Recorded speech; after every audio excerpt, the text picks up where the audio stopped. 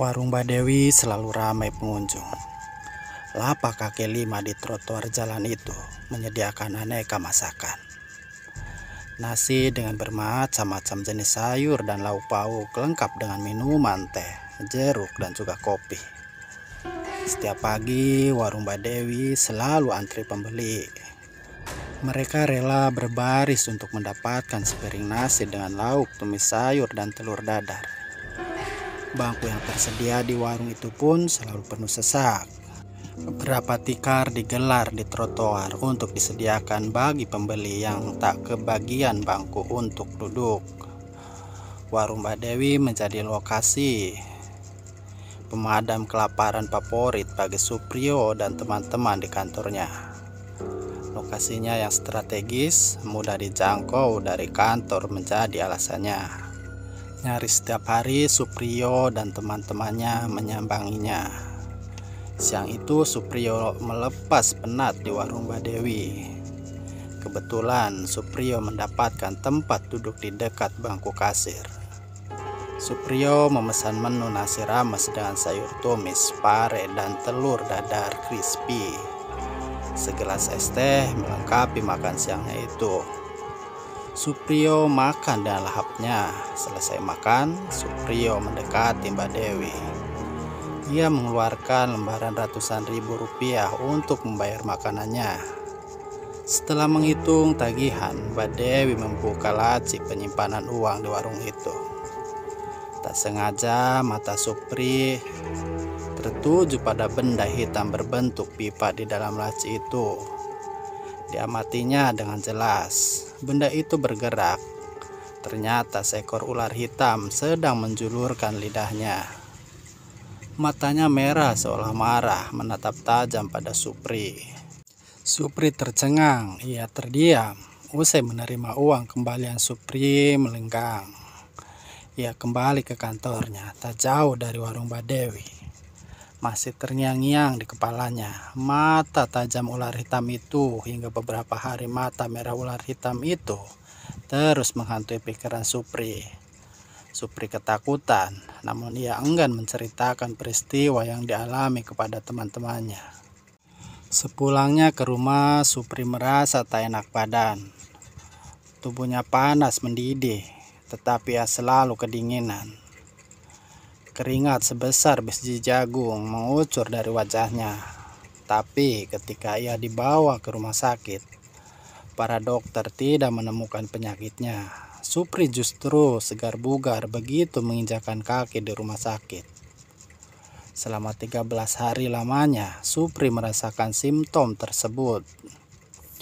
Penyakit itu datang tiap menjelang maghrib dan hilang menjelang subuh. Ia dan istrinya keheranan sendiri penyakit apa yang menjangkit dirinya. Kegelisahan Supri membuat kerjanya tak beres. Banyak pekerjaan yang terlantar lantaran Supri tidak fokus. Purwanto pun merasa ada yang janggal. "Kamu tuh kenapa sih, Pri? Belakangan performa kerjamu menurun, kerja nggak beres. Apa sih yang mengganggu pikiranmu?" tanya Purwanto tegas. Supri kebingungan menjawab pertanyaan sahabatnya. Ia ingin sekali memberitahu kejadian tersebut.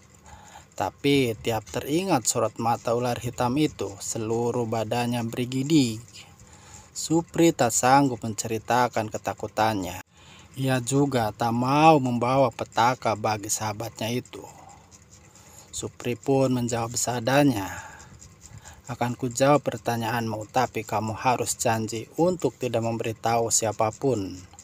Aku juga tidak dapat menceritakan semuanya kepadamu.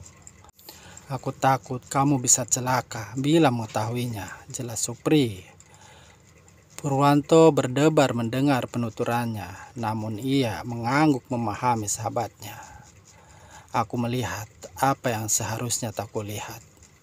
Karena itu, aku percaya bahwa aku jadi sakit-sakitan kala maghrib datang. Tubuhku akan menggigil kedinginan, tetapi aku merasa panas membara dalam tubuhku.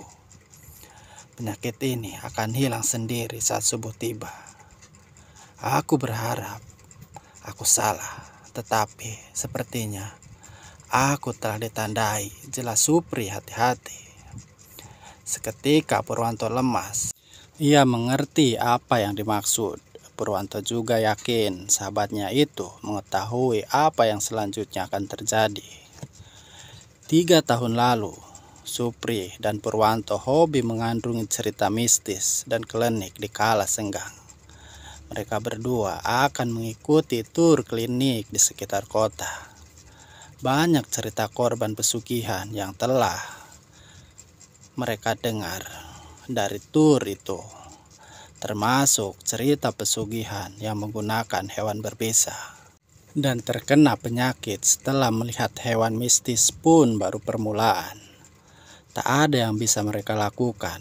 Keduanya juga melakukan aktivitas biasa seperti tak ada yang terjadi. Tetapi hal naas terjadi tak lama setelahnya. 4 hari setelah Supri menceritakan kisahnya ke Purwanto, ia meninggal ketika hendak menuju parkiran mobil di kantornya. Ia tak sengaja menginjak ular yang berasal dari hutan sebelah. Meski sempat dilarikan ke rumah sakit, nyawa Supri tak tertolong. Ia telah menjadi korban pesugihan warung makan Mbak Dewi. Tamat. Tulisan ini merupakan rekayasa kesamaan nama dan tempat kejadian hanyalah kebetulan belaka. Semoga sahabat terhibur. Terima kasih.